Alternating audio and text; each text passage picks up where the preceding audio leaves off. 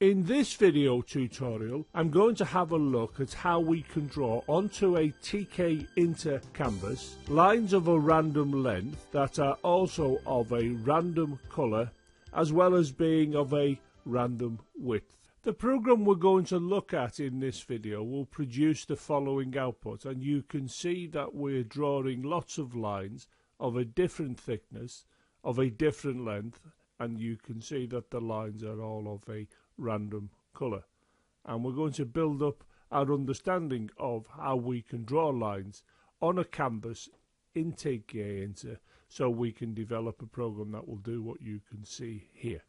I'm going to start by looking at this computer program, and here you can see we have a function, and the mechanics of this function, the algorithm of this function, was described in the previous video in this playlist on Tkinter on this YouTube channel. Now, I'm not going to repeat how this works, but what I am going to point out is the name of the function is shown here, and what this function will do is return the color code, where this color code would be a random number that can be a random color that we can use within Tkinter. Now, if we briefly look here, you can see that what this is doing, it's calling upon this function that will work on this list, which is the list here, and this will select one of the elements from this list. Now, in order for us to have this working, we have to have this line here which says from random import choice, which then means that we can use this function as shown within the code. And of course, if I come onto this line, what you can see is I'm putting in from Tkinter import everything, and this is what we need if we're going to be developing a window in Tkinter. So if we look now to the first line of the code here, we can see that this is going to create a window called my_window, and on this line we're creating an instance of the canvas that's going to be associated with the window we've just created, and this canvas is going to be of this size. It's going to have a width of 400 and a height of 400, and I'm making the background color of the canvas white, and then the canvas is going to be placed at row 0 column 0 onto the window. Now this line, if you look, is going to create a line on the canvas. This line is a message. It's a message to this instance of the canvas, and it's going to invoke this method that takes in with it these arguments. And if we look at the arguments, you can see that we have here 0, 0, 400, 400. Now they are going to be the coordinate positions of the line. So this 0, 0 is showing where one end of the line begins, and this 400, 400 shows where the other end of the line will be, and the line is drawn between these 2 points. We can look to here and see that I'm drawing a width of 10 so that the line is easily observed. But here, if you look, you can see I'm making the color of the line, which means I have to set this named argument to a color, and if you look here, I'm not putting a specific color such as white, red, green. I'm putting the name of this function. And of course, what this function will do is return a random color code. So in effect, what will be returned to here will be a random hexadecimal color code, and the color of the line that will be drawn will be dependent upon what this function returns to this position here. And whatever that color code is, it's assigned to this named argument, and that's the color of the line we will get. And of course, I won't know what that is until I run the program. So let's have a look at the program at runtime, and this is what we get. And you can see we've drawn from position 0, 0, and we've gone up to position 400, 400. How do I know that that's the case? Well, look here. You can see the width and the height of 400, so that refers to the fact that here we're in the X position of 400 and the Y position of 400, which is the full size of the canvas that appears within the window, and this 0, 0 defines this here. And of course we can see that it's quite thick, the line, because we set the width here to 10, and it's blue. Now it's blue because that's what this function returned. This function, when we called it, this line returned the color code that gave us this color of blue.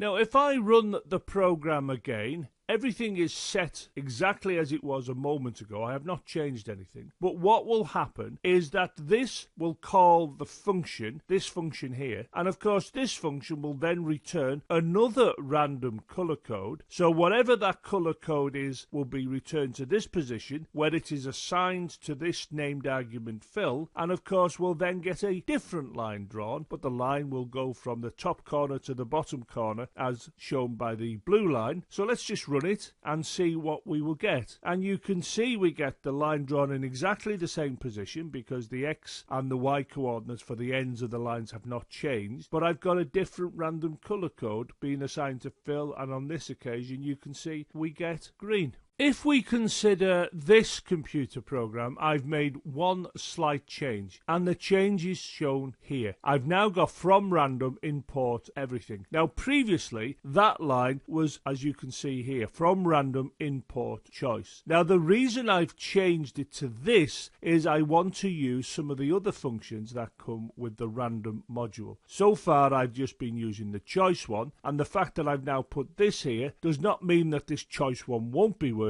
It still will work because here I'm importing everything, as you can see. So if I run this program, what I'm going to get, as you see in this case, is a line drawn in the same position, and if you look at the color, it's a particular shade of orange. Now I've taken the program we've just considered and I've amended it, and I'm going to refer to this line first, which is the message that will create a line. And if you look here, I've got x1 y1, and here I've got x2 y2. Now previously these two were 0 0 and these two were 400 400, and what I've done here, I've introduced variables where these two are one end of the line's coordinate position and these two are the other end of the line's coordinate position, and we will draw the line between this position and this position here. Of course, what I've done to generate these values is shown on these four lines. Here, I'm letting x1 be assigned a randomly generated integer between 0 and 400. Why 0 and 400? Because that's the width of the canvas. If you come here and look at this line, it's almost identical, except on this occasion, we're generating the random number again between 0 and 400. Now, the reason I've chosen those numbers is if you come here, you can see that the height of the canvas was set to 400, and whatever the number is generated by this, it's assigned to y1. Of course, here now, x1 and y1 will be a certain coordinate position, and I've no idea what that will be because these two lines have generated that randomly. If I come here, we've more or less got the same two lines as above, but this one, of course, is generating the random integer between 0 and 400, and what will happen when this generates that number, it'll assign it to x2. Now this will also generate a number between 0 and 400, and that will assign it to y2. So when we look here, we will know that these will be two randomly generated coordinate positions, one for the x and one for the y. And if you look to this, you can see that the width is still set to 10. I haven't changed that from the program we looked at. And if you look here, you can see that this named argument is being assigned whatever this returns when this code here is executed. And the consequence is I'll have a line drawn of a random color of a certain length depending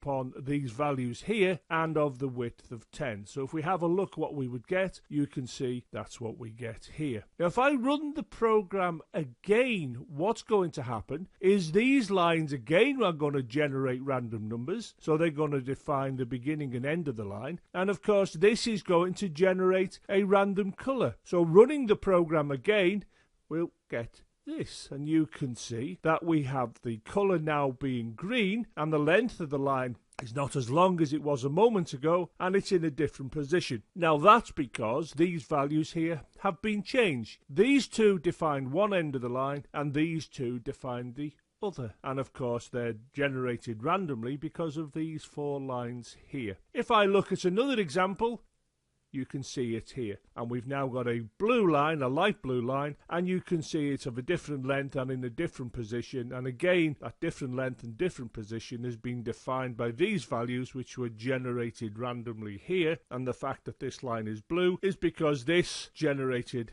a random color.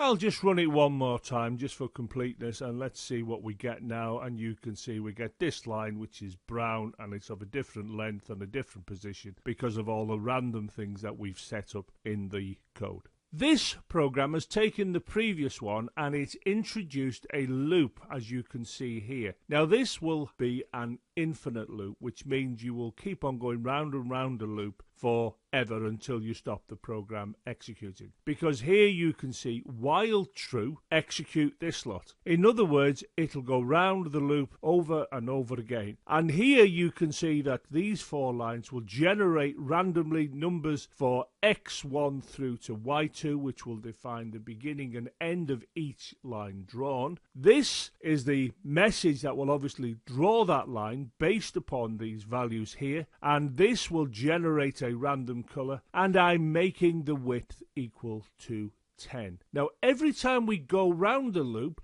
this message will create a line, but then we have to tell the canvas to update itself, and that's what we're doing here. So we will have a line drawn here, and then we will update the canvas, and then we will go round the loop again, generating different random numbers. This message will take those different random numbers, will produce a different colored line, which will have the width of 10, and then we have to update it so that line gets drawn onto the canvas, and then we go round the loop and we do the same thing again. So when this program executes, what we're going to see is the following. So I'll come to here, click on run, come down to where it says run module, click on that, and then the program will execute.